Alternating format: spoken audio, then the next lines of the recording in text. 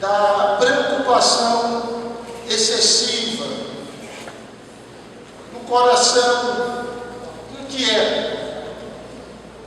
E hoje eu vou mencionar essa temática da ansiedade, mas mostrando um instrumento que Deus usa, uma atitude do nosso coração, que é o veículo de Deus para que nós venhamos também vencer a ansiedade.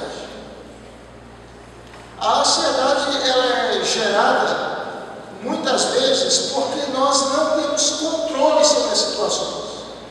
E porque a gente não tem controle sobre a situação, a gente fica ansioso. Às vezes também a ansiedade é gerada porque nós não estamos contentes. Não há contentamento na nossa vida. E porque a gente não tem contentamento, a gente se torna ansioso. E é dentro dessa perspectiva que a gente vai tentar conversar com os irmãos. Então, Filipenses capítulo 2, do verso 14 ao verso 16. Quem achou, diga amém. Quem não achou, diga misericórdia.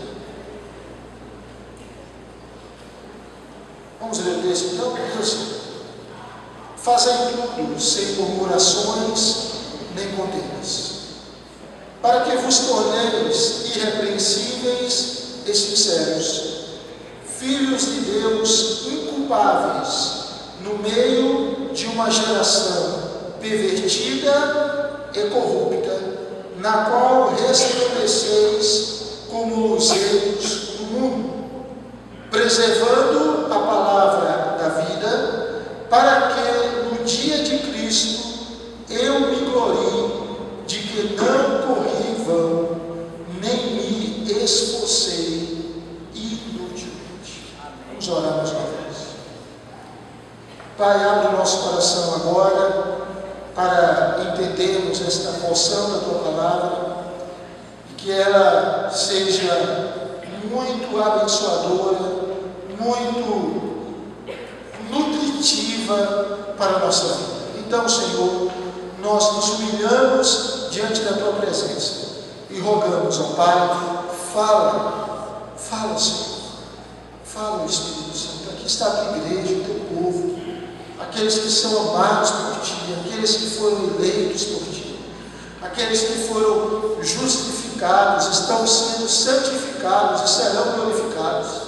Aqui estão pessoas que porventura ainda não tiveram uma experiência de rendição a Cristo, mas quem sabe nesta noite o Senhor não faça algo maravilhoso nas suas vidas. Então, Senhor, nós pedimos que Tu fales, que Tu repreendas todo mal e glorifique o Teu nome, em nome de Jesus. Amém, Senhor.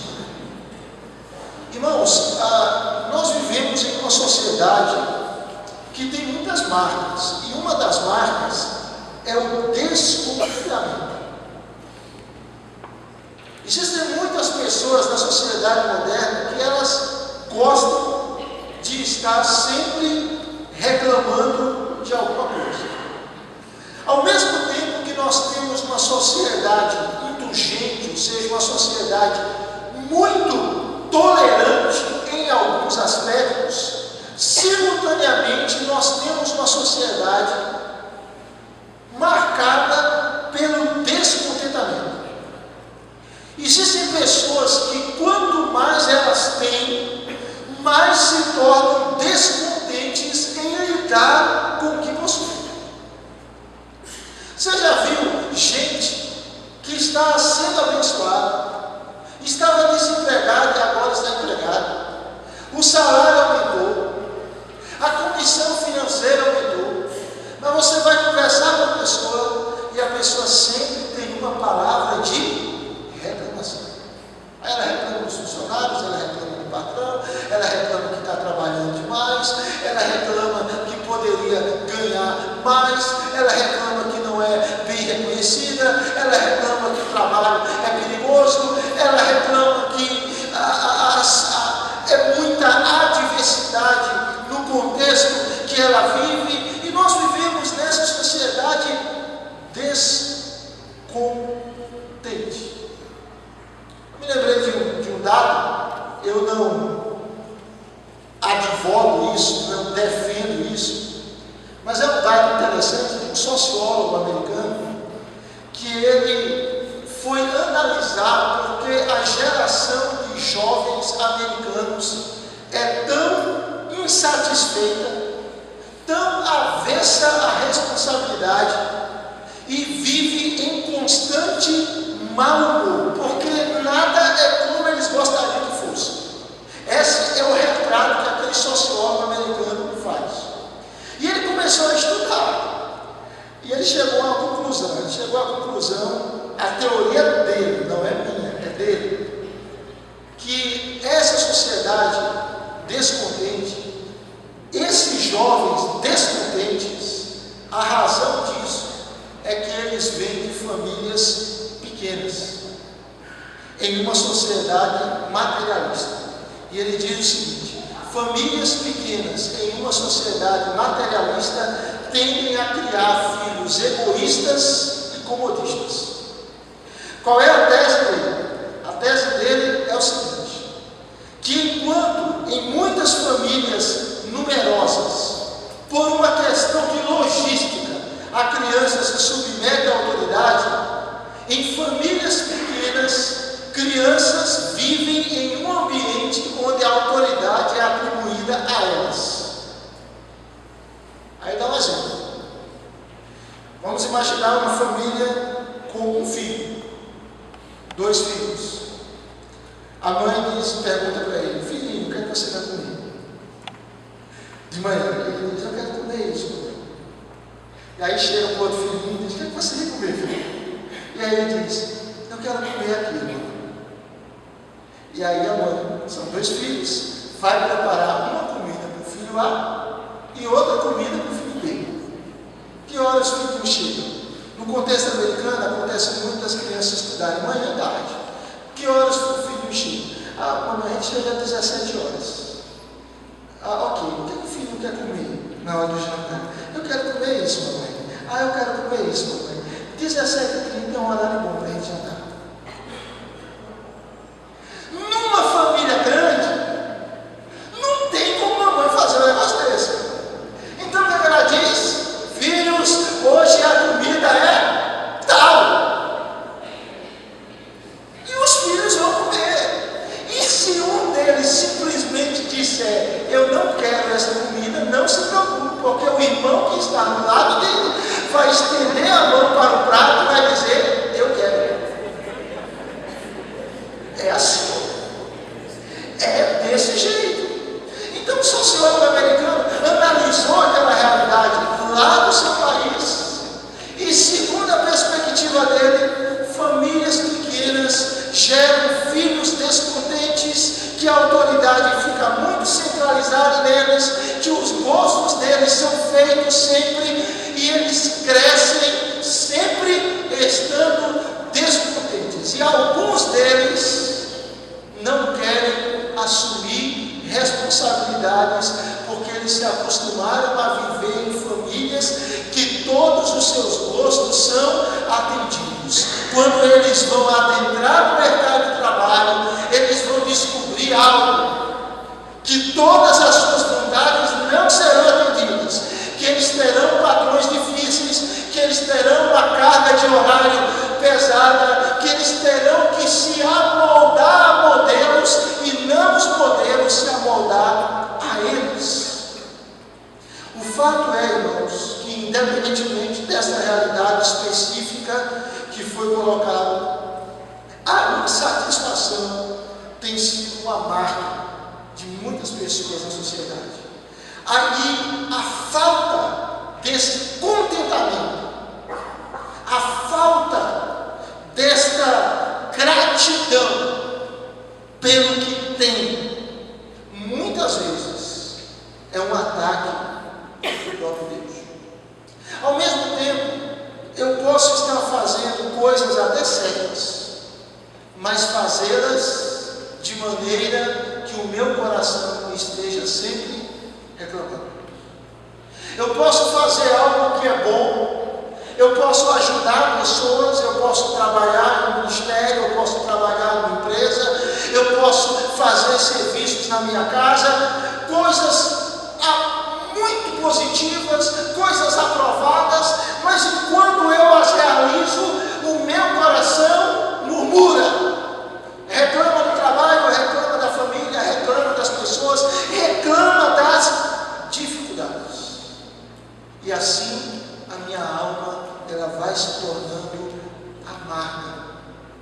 e o meu coração vai sendo tomado por ansiedade. Por quê? Porque eu não tenho aprendido o segredo do contentamento. No texto que nós lemos, o apóstolo Paulo traz uma palavra aqui à igreja de Filipos. Você vai observar que no verso de número 12, o apóstolo Paulo instrui aquela igreja a desenvolver a sua salvação com temor e com tremor.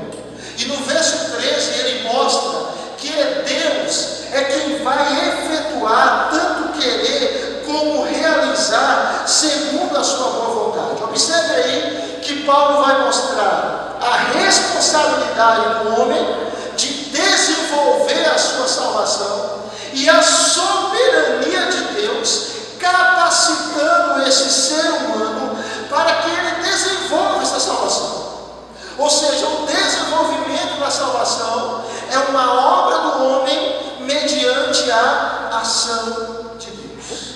E aí, depois de trabalhar a necessidade de nós crescermos espiritualmente, ou seja, desenvolvermos a nossa salvação, Paulo vai trabalhar agora a necessidade de nós vivermos como crentes. Amém. Vivermos como salvos. Amém. Vivermos como servos de Deus. Não apenas termos o nome, não apenas possuirmos o rótulo, mas de fato vivermos coerentes ao nosso nome, coerentes à nossa identidade. E é dentro desse assunto que Paulo diz, verso 14: fazer tudo. O que é esse tudo aqui? É desenvolver a salvação, é crescer espiritualmente, entendendo que Deus está agindo na nossa vida à medida que nós crescemos espiritualmente. Tudo é isso. Tudo é a vida cristã nas suas múltiplas dimensões. Paulo diz: faça tudo, mas faça tudo sem murmuração e nem contenda. Amém. Faça, mas não apenas faça. Faça, sem ficar com a alma reclamando. É isso que Paulo diz. Observe aí, irmãos, essas duas palavras aqui: murmuração e contenda. É interessante essas duas palavras, porque a palavra murmuração aqui, ela evoca aquele murmúrio de rebelião e de infidelidade dos filhos de Israel em sua peregrinação pelo deserto. A palavra murmuração aqui, ela se refere àquele indivíduo que ele está sempre descontente com Deus. Ele nunca está contente com Deus, como o povo de Israel. Se você observar a história do povo de Israel, o povo de Israel murmurava quando estava no Egito, depois murmurou quando deixou o Egito. Eles murmuraram quando saíram do Egito e murmuraram porque saíram do Egito. Eles murmuraram porque não tinham o que comer, mas eles também murmuraram quando Deus providenciou o maná para comer. Ou seja, a murmuração não é algo que depende simplesmente da circunstância, mas a murmuração é uma atitude do coração, é uma postura da alma. Essa palavra murmuração, irmãos, ela tem essa ideia de resmungos ou queixumes num baixo tom de voz. É aquela pessoa que tem uma rejeição negativa à providência, à vontade, às circunstâncias de Deus para a sua vida. Ele nunca está satisfeito com a sua vida e, consequentemente, ele não está satisfeito com o que Deus tem realizado na sua história. A palavra contendas aqui, ela se refere a disputas, a debates inúteis, até mal intencionados, que trazem dúvidas e vacilações. Tem um comentarista chamado Motier, ele diz que contenda refere-se a uma atitude interna, é uma atividade da mente e do coração. Murmuração é algo externo, é algo que nós manifestamos, ou seja, são dois pecados que estão ligados: um pecado do pensamento e um pecado da ação. O termo contenda, ele tem essa conotação mais intelectual. O termo murmuração tem essa conotação de expressar insatisfação, mostrando que não está satisfeito com a sua vida e, consequentemente, não está satisfeito com o que Deus tem realizado. Qual a consequência disso? A consequência é o seguinte: o descontentamento gera ansiedade. E nós vivemos numa sociedade que fomenta o descontentamento, e a gente precisa ter cuidado. Vou dar um exemplo. Não é pecado você querer prosperar, ok, irmãos? Não é pecado você querer, popularmente falando, melhorar de vida. Você querer ter uma realidade financeira melhor, ter um emprego melhor. Isso não é pecado, nada disso. Desde que você faça isso entendendo que a sua vida é para Deus, para a glória de Deus, e que você faça isso tendo contentamento com a sua realidade, tendo um coração grato a Deus por aquilo que Deus tem lhe dado hoje, e dizendo: Senhor, eu quero melhorar, mas eu sou grato por aquilo que o Senhor tem me dado. Eu sei que aquilo que vai ser meu, será meu. Eu me lembro que uma vez eu conversei com um irmão dessa igreja, não vou citar o nome dele, mas eu conversei com ele. Ele ia fazer um concurso interno do local onde eu trabalho. E eu conversei com ele e disse: como é que tu está? Ele estava bem. Você está preocupado? Ele disse: não, moço. E ele me disse algo, eu não sei nem se ele lembra quando ele disse isso, mas eu lembro. Ele me disse: pastor, o que é de Deus para mim será meu. Amém, glória a Deus. O que é de Deus para mim vai ser meu. O que não é de Deus para mim não vai ser meu. Então a gente precisa compreender isso. Esse sentimento, essa atitude de estar contente com aquilo que Deus faz. Agora, a gente pode querer crescer em algumas áreas da nossa vida, e isso faz parte, não é pecado, é lícito. Mas presta atenção, nós vivemos uma sociedade que fomenta em nós o descontentamento, e a gente precisa saber lidar com isso. Vou dar um exemplo. Alguns anos atrás, depois que eu casei no ano 2002, ou seja, vai fazer 14 anos agora em setembro. Um tempo depois eu comprei um intermediário, foi até o presbítero Wagner que me ajudou nesse processo. Eu não entendia, nem entendo muita coisa de carro. Comprei um Uno. Achei um ótimo, 1999. Vinho, uma beleza, um tratorzinho, aguenta tudo, não vivia quebrando, só aquelas manutenções básicas. E eu usei aquele Uno por um tempo.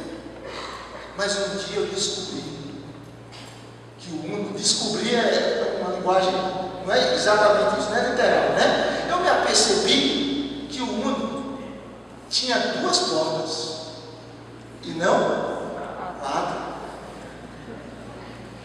Eu percebi que aquele Uno, que era muito bom, não tinha ar-condicionado. Como é que eu sobrevivo com um carro sem ar-condicionado?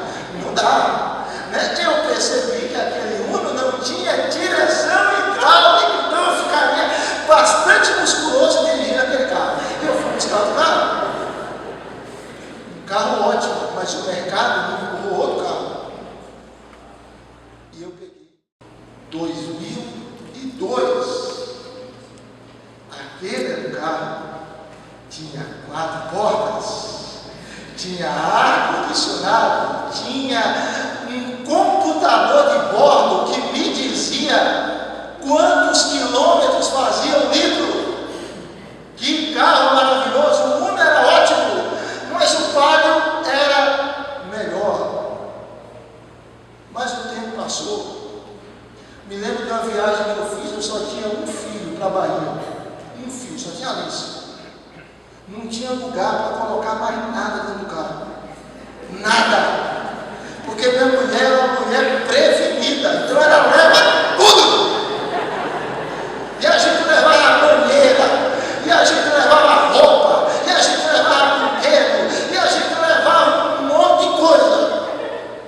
Chegou um determinado momento, tinha 3 pessoas dentro do carro, um bebê e 2 adultos. Ninguém entrava mais no carro. É sério, irmãos. Era cheio de coisa no carro. E aí eu descobri que o padre era bom, mas tinha um problema. Qual era o problema? Não tinha mala. É claro, como eu posso viver com um carro do tamanho de uma mala com um padre e agora eu tenho outro filho. E aí eu comprei outro carro, quase da minha idade. 2007, esse carro tem mala. Olha lá o carro com mala. O carro tem airbag. Mas o carro não tem computador de bordo. O carro não tem kit multimídia. Como é que um ser humano comum pode viver com um carro sem multimídia? O carro é de 2007, meu Deus, 2007. E aí o mercado fica dizendo para a gente: você precisa de um outro carro. Como é que você pode viver com um carro que você não sabe exatamente quantos quilômetros, ele não mede exatamente quantos quilômetros você está consumindo. Ele não tem isso, ele não tem aquilo. Os irmãos estão entendendo?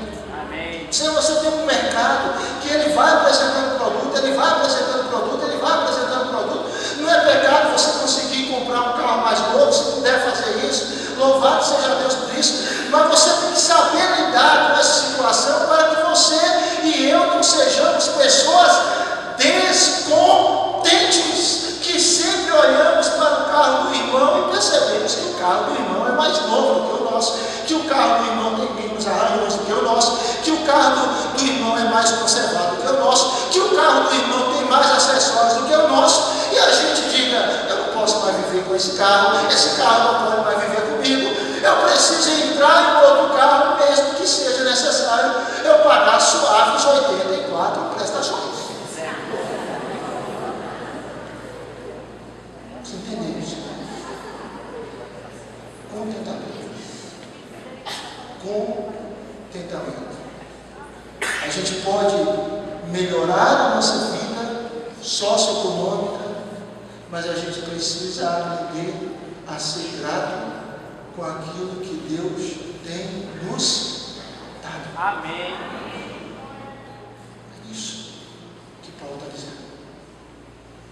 A gente precisa trabalhar, a gente precisa exercer os nossos ministérios, mas precisamos fazê-lo com a alma sem murmuração. Amém. Sem ficar reclamando de Deus.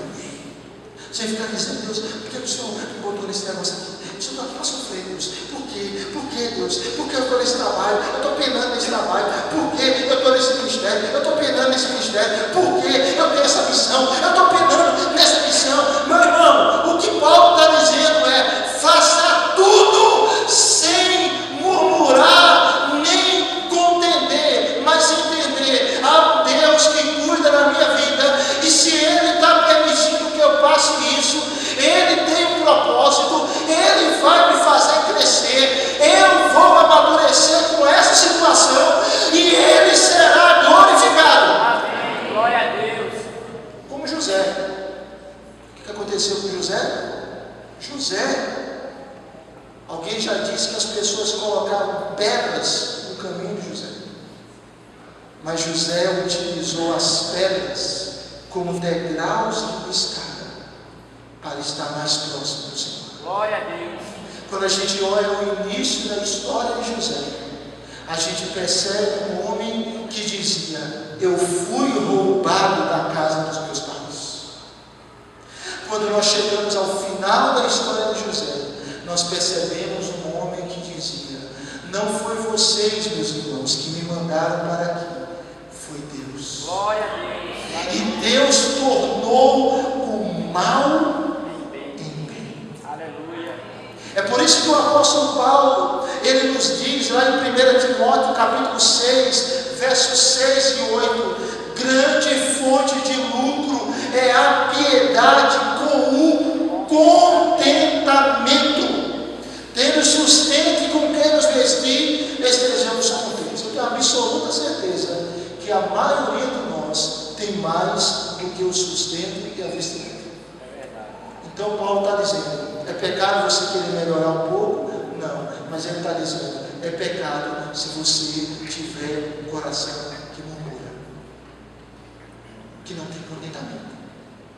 Que Deus está lhe abençoando, e aí vai perguntar, como é que está? Aí, né, você sabe, é uma batalha, né, é difícil, é duro, e aí depois que o cara termina a conversa, você fica com vontade de dar uma oferta para ele.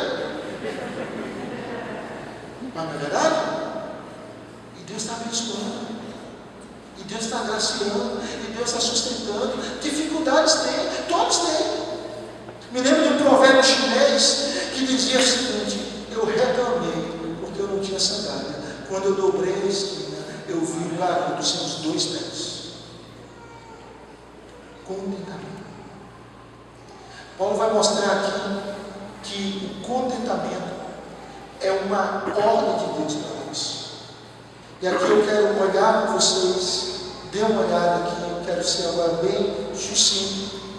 Paulo vai mostrar algumas coisas. Primeiro, ele diz que o contentamento é uma ordem a fim de que nós nos tornemos irrepreensíveis. O que Paulo está dizendo é: pare de reclamar por você.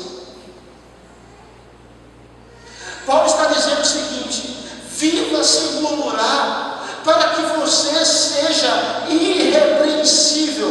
Verso 15: para que vos torneis irrepreensíveis. A palavra irrepreensível aqui é aquele que não pode ser merecidamente criticado por causa do pecado ou do mal. Irrepreensível é aquela pessoa que vive de tal forma que o ímpio não fique apontando o dedo e dizendo: é crente, vive assim. Paulo diz: faça do contentamento uma prática na sua vida.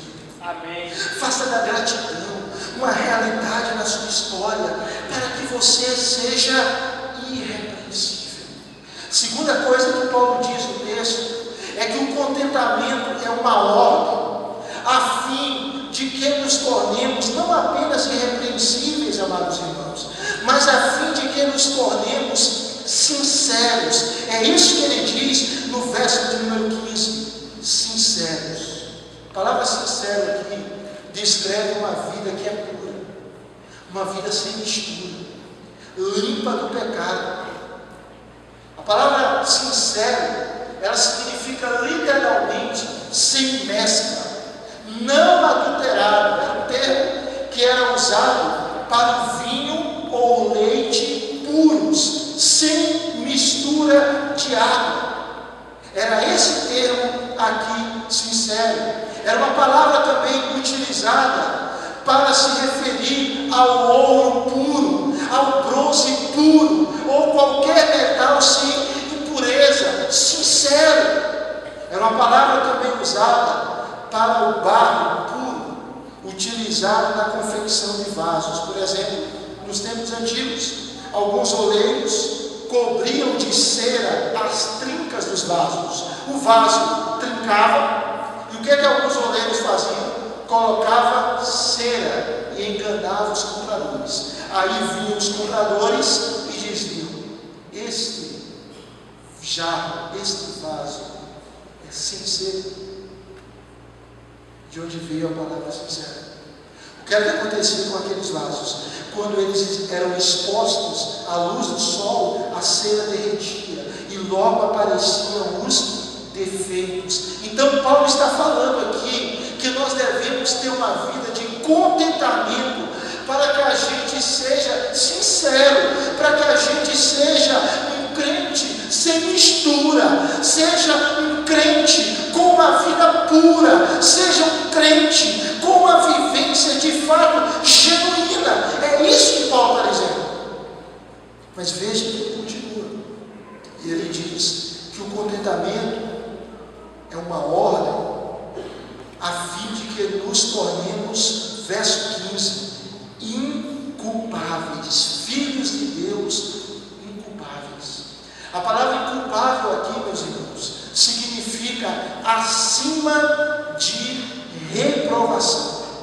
Acima de reprovação. Era um termo utilizado para os sacrifícios e que denotava que o sacrifício deveria ser levado a Deus sem mancha, sem defeito. E é isso que Paulo está dizendo. Nós devemos ter uma vida de contentamento, a fim de que nos tornemos irrepreensíveis, a fim de que nos tornemos sinceros, a fim de que nos tornemos inculpáveis. Mas ele continua. Ele diz que o contentamento é uma ordem, a fim, preste atenção, de que resplandeçamos. Aleluia. Brilhemos. Glória a Deus.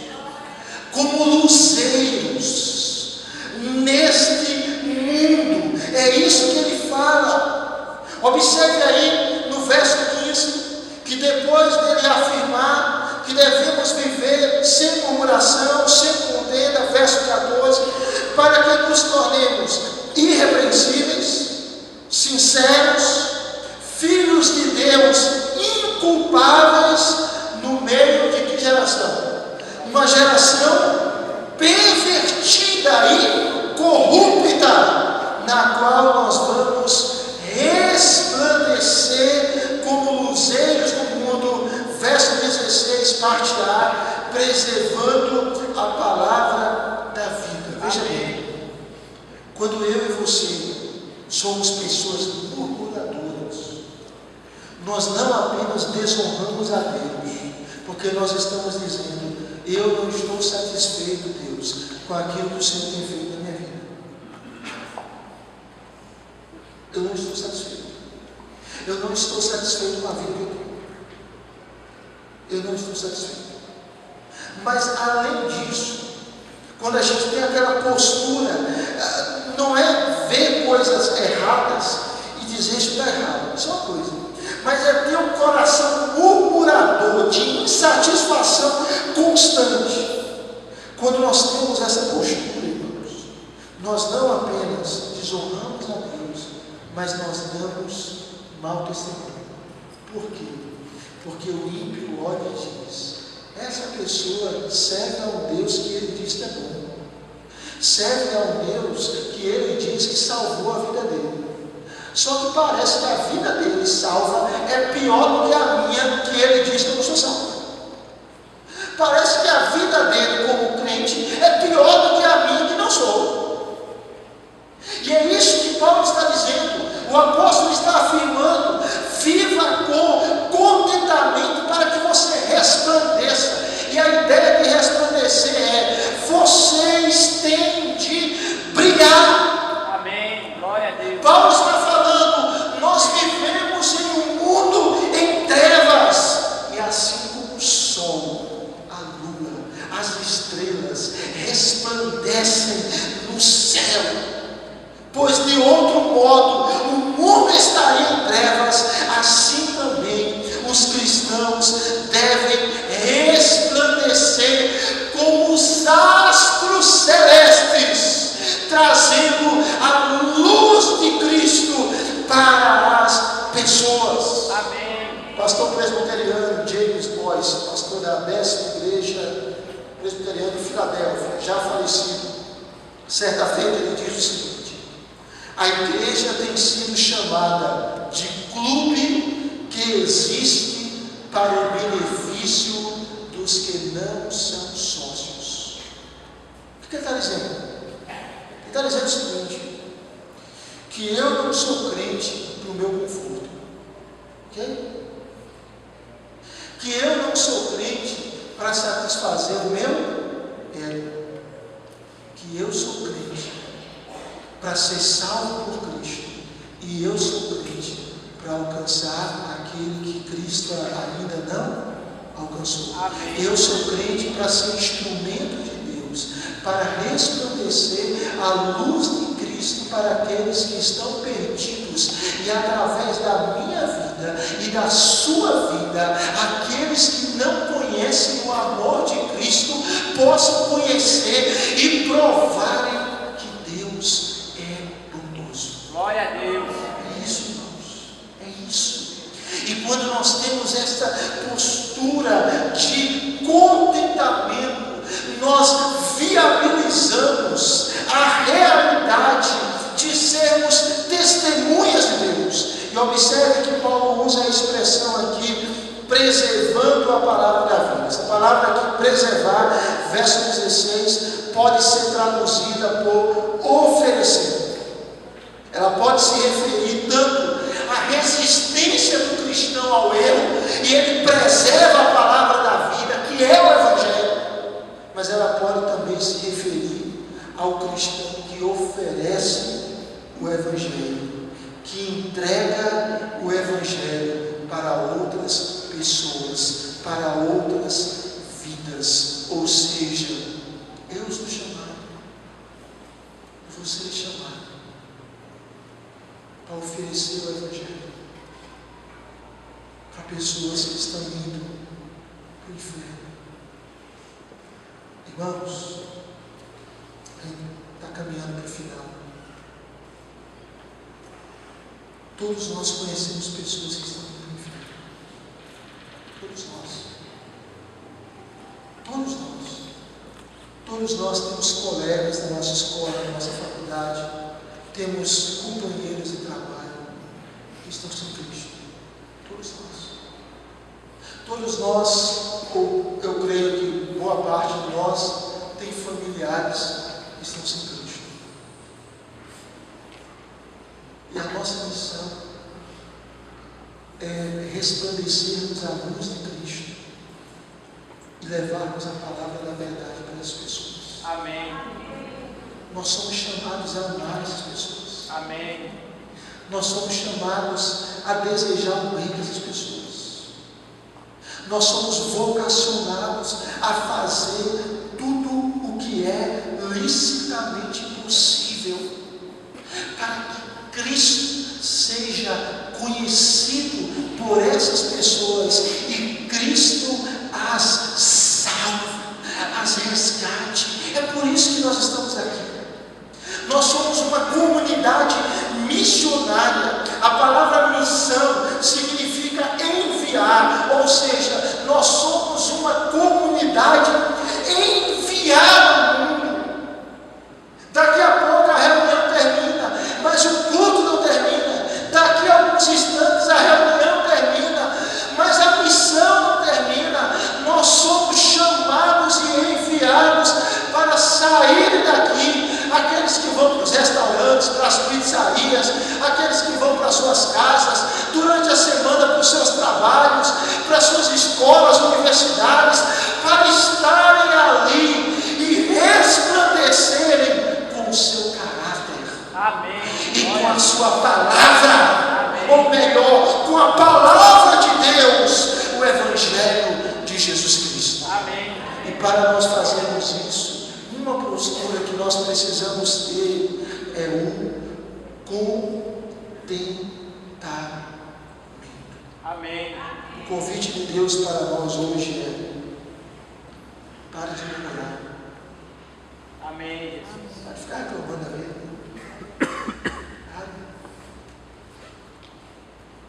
Pode ficar reclamando. Pode ficar insatisfeito com aquilo que Deus tem te dado. Por quê? Mas Deus tem me sustentado com o povo. O Senhor me abençoe. Eu vou trabalhar, vou estudar, vou me esforçar. Eu vou honrar o teu nome. Se o Senhor quiser me abençoar, o Senhor vai me abençoar. Eu trabalho, mas quem mantém é o Senhor. Na verdade, eu só trabalho porque o Senhor me dá força para trabalhar. É essa a postura que nós temos que ter, irmãos. Essa postura. Deus tem me abençoado. Pode ficar reclamando. Ah, mas está difícil. Está abençoado, mas misericórdia. Misericórdia. 300 funcionários. É muito trabalho. É fácil resolver esse problema. Não é? Vem na empresa. Não é isso? Fala não.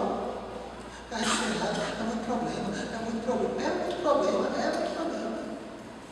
Mas seja grato, seja obrigado. É muito aperreio. Nós estamos no mundo caído, irmãos. Nós não chegamos na Nova Jerusalém. Presta atenção, nós estamos em Garanhuns. essa cidade maravilhosa, linda, uma das cidades mais bonitas que eu conheço. Linda, mas não é Jerusalém. Não é. É uma terra caída. E há dificuldades mesmo, há lutas mesmo, há angústias mesmo. Mas diga, Senhor, obrigado, porque em meio à angústia eu estou vivo. Obrigado, porque em meio à angústia o Senhor me ensina a depender mais de Ti. Obrigado, porque de vez em quando eu estou achando que eu posso resolver, que eu posso fazer. Aí venha situar nas minhas costas e eu digo, eu preciso desesperadamente de Deus. Senhor, me socorra, Senhor, tem misericórdia, senão eu afundo. Louvado seja Deus, porque Deus usa as circunstâncias difíceis para nos abençoar, para a gente crescer, para a gente orar, para a gente jejuar, para a gente buscar a Sua palavra, para a gente buscar se submeter a Ele, até um dia em que os portais celestiais vão se abrir, até o dia em que a cidade celestial vai descer e nós seremos arrebatados e estaremos com o Senhor para todo o sempre. Aleluia. Glória a Deus. Afirme que Deus sabe o que está fazendo. Amém. Na sua vida. Ele sabe. Confie plenamente no cuidado divino para com a sua história. Faça uma lista das reclamações e rebata as reclamações com a verdade de Deus que diz: Ele é bom. Ele é bom para você. Ele é bom. E assim você vai ser bem sucedido em atacar a ansiedade da sua fonte, que é o descontentamento. Com o exercício do contentamento genuíno, do estar satisfeito com a bondade de Deus e, consequentemente, buscar fazer a vontade de Deus, eu e você seremos irrepreensíveis, sinceros, inculpáveis e luzeiros do mundo corrompido. Pense no Cristo que você serve. Pense no Cristo que, sendo Deus, se humilhou, mas não murmurou. Pense no Cristo que nem os irmãos dele acreditavam nele, só foram acreditar nele depois da ressurreição, mas ele não murmurou. Pense no Cristo que bebeu o cálice da ira de Deus, mas não murmurou. Pense no Cristo que foi traído por um dos seus discípulos, mas não murmurou. Pense no Cristo que foi abandonado pelos seus discípulos no momento mais difícil, mas não murmurou. O Cristo que, enquanto ele estava orando no Getsemane, os seus discípulos dormiam e a sua alma estava angustiada até a morte, mas ele não murmurou. Pense no Cristo que morreu na cruz por você, que entregou a sua vida por você, aquele que morreu para que você tenha vida eterna, aquele que morreu para que os seus pecados sejam perdoados, aquele que morreu para lhe resgatar de uma vida sem sentido, de uma vida resumida apenas aos seus dias aqui na terra, uma vida sem perspectiva eterna. Pense no Cristo que, sendo Deus, se fez homem para sentir fome, sede, angústia, dor e morrer, mas não murmurou, porque obedecia à vontade do Pai. Amém. Não murmurou, Glória a Deus. porque ama você. Glória a Deus. Não murmurou, porque não queria abrir mão da sua vida e queria que você vivesse com Ele para todo sempre. Amém. Vamos ficar de pé.